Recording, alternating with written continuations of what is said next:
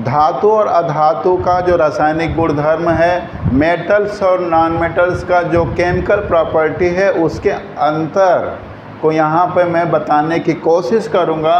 इसलिए मैं देखिए यहाँ पे एक लाइन खींच दिया हूँ, और ये वाला जो पार्ट है जो धातु है यानी मेटल का केमिकल प्रॉपर्टी है, और ये वाला पार्ट जो है नॉन मेटल यानी कि जो अधातु है उसका केमिकल प्रॉपर्टी है। इसको समझते हैं, बहुत ही आसान है। सबसे पहला जो पॉइंट है कि धातु ऑक्साइड जो है क्षारीय होता है। धातु ऑक्साइड क्षारीय होता है। मेटल ऑक्साइड कौन सा नेचर होता है? बेसिक होता है। बेसिक बोले तो क्या जी? बेसिक बोले तो क्या? बेसिक बोले तो जो रेड लिटमस को वो क्या करेगा? ब्लू में बदल देगा। रेड लिटमस को ब्लू में बदल देता है। तो कैसे बनेगा? देखिए एक उदाहरण के द्वारा यहाँ पे समझाया गया है। Sodium oxide. सोडियम ऑक्साइड एक जो है, सोडियम देखें यहाँ पे धातु है, उसका O ऑक्सीजन है यानी धातु ऑक्साइड। उस तरह जो है पोटेशियम ऑक्साइड, मैग्नीशियम ऑक्साइड, कितना भी ऑक्साइड रहने दीजिए, उस सबको लेके अगर पानी में डिजॉल्व करते हैं, पानी में उसको डुबाते हैं, तो जब ये जो उसका प्रोडक्ट बनता, जो उत्पाद बनता है, वो उत्पाद जो है क्षारीय नेचर का हो जाता है। क्षारीय नेचर का हो जाता है और वही जो है रेड लिटमस पेपर को ब्लू कर देता है। तो आपको ये पता है कि जो रेड लिटमस पेपर को ब्लू करता है वो क्षारीय होता है यानी कि बेसिक नेचर का होता है। वही उल्टा है, वही उल्टा है अधातु में। अधातु का जो ऑक्साइड है वो अम्लीय नेचर को होता है, वो एसिडिक होता है। ये अंतर हुआ ना, बहुत इम्पोर्टेंट अंतर है। जैसे कि मान लीजिए कि ये कार्बन है, ये नॉन मेटल है, ये कार्बन है और धातु है, और इसका जो है ऑक्सीजन से रिएक्शन कराया गया तो कार्बन डाइऑक्साइड बना। ये जो कार्बन डाइऑक्साइड हमको ये मिला, अगर पानी के साथ डिजोल्व करते हैं, घुलाते हैं पानी के साथ, तो देखिए यहाँ यहाँ पे कार्बनिक एसिड मिल जाता है। कार्बोनिक एसिड मिल जाता है। तो ये जो है ये उल्टा करेगा। क्या करेगा? ये ब्लू लिटमस पेपर को रेड कर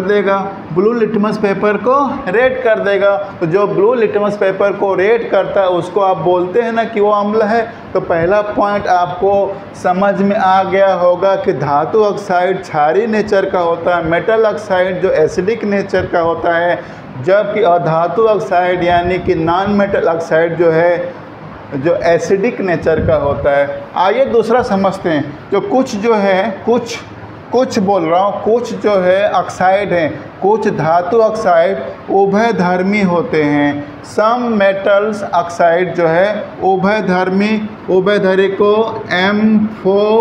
एम्फोटेरिक बोलते हैं। एम्फोटेरिक ऑक्साइड, CBSE वाले इसको एम्फोटेरिक ऑक्साइड बोलते हैं। जैसे कि उदाहरण लेते हैं aluminium oxide, zinc oxide. Aluminium oxide को जब हम अम्ल के साथ, उभयधर्मी ऑक्साइड क्या है? वो ऐसा ऑक्साइड जो कि बेसिक का नेचर दे और साथ साथ एसिडिक का नेचर दे। ऐसा ऑक्साइड जो क्षारीय का प्रकृति दे और साथ साथ जो है अम्लीय का प्रकृति दे। तो यहाँ पे देखिए, यहाँ पे ज़रा बताइएगा, ये अम्ल है, अब यहाँ पे देखिए क्षारीय नेचर कैसे दे रहा है। तो जब हमको पता है कि जब क्षार यानी कि बेस को जब हम एसिड से रिएक्शन करते हैं तो सॉल्ट बनता है। क्या बनता है? सॉल्ट। इसका सॉल्ट क्या बना? AlCl3 बन गया सॉल्ट, और प्लस पानी बनता है, लवण और पानी। तो इसको बैलेंस करने के लिए यहाँ पे 2 रखेंगे, तो 2 हो गया Al, ओके। Cl3 कितना हो गया? Cl3 6 हो गया, यहाँ पे 6 रख दीजिए, 6। तो यहाँ पे रख दीजिए आप 3 रख देंगे, तो देखिए हो गया बैलेंस। अब तो यहाँ पे जो है ये वाला क्षारीय का नेचर दिखाया। एल्युमिनियम ऑक्साइड यहाँ पे क्षारीय का नेचर दिखाया। यहाँ पे देखिए, यहाँ पे अम्लीय नेचर दिखाएगा, अम्लीय। उसके साथ हमने रखा है NOH, ये जबकि क्षार है, आपको पता है ये बेस है। इसके साथ रिएक्शन करेंगे तो क्या होगा? NaAlO2 plus H2O। इसको बैलेंस कर सकते हैं। NaO2 है, ये है, और आपका फिर Al2 दो यहाँ पे रखो, दो रखेंगे, जैसे दो रखेंगे तो दो यहाँ रख देंगे, दो सोडियम, फिर 2 Al, ओके, और आपका यहाँ 2 2 4 1 5 3 2 5 ऑक्सीजन और हाइड्रोजन, आपका हाइड्रोजन 2 बैलेंस हो गया। तो यहाँ पे देखिए, यहाँ पे जो Al2O3 जो है ये कैसा व्यवहार बनाया, अपना कैसा प्रकृति दिया, अम्लीय दिया। तो कुछ जो है धातु ऑक्साइड जो उभयधर्मी होते हैं, some metal oxide is amphoteric oxide.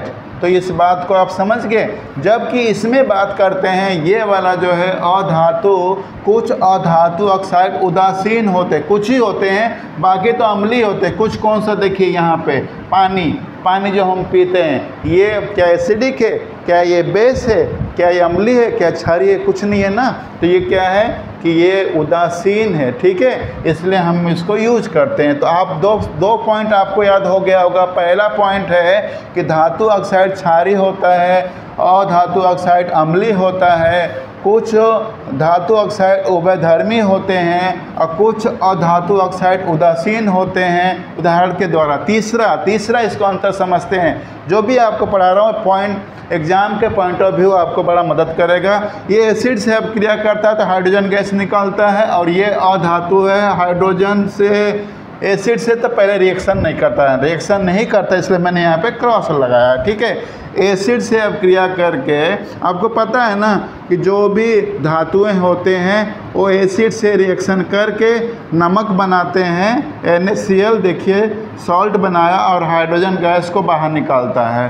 तो अधिकांश जो एसिड्स हैं जो धातु से अब क्रिया करके हाइड्रोजन गैस निकालते हैं, इसलिए मैंने ऊपर तीर हाइड्रोजन लिख के ऊपर तीर किया।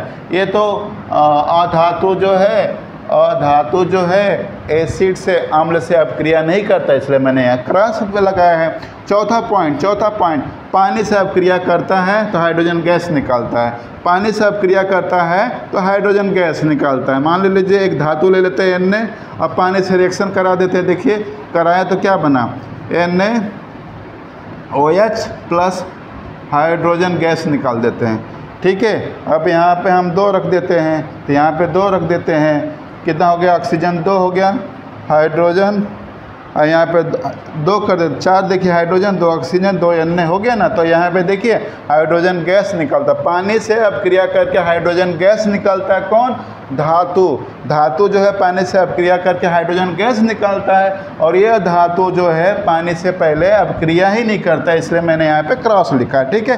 पांचवा और लास्ट पॉइंट है, क्लोरीन से अब क्रिया करके आयनिक क्लोराइड बनाता है। देखिए आयनिक क्या होता है कि इलेक्ट्रॉन को लेन देन होता है, इलेक्ट्रॉन का जो लेन देन जहाँ पे होता है वो बोलेंगे आयनिक कंपाउंड बनता है। और ये जो है कोवैलेंट मतलब यहाँ पे इलेक्ट्रॉन का लेन देन नहीं होता है, इलेक्ट्रॉन का साझेदारी होता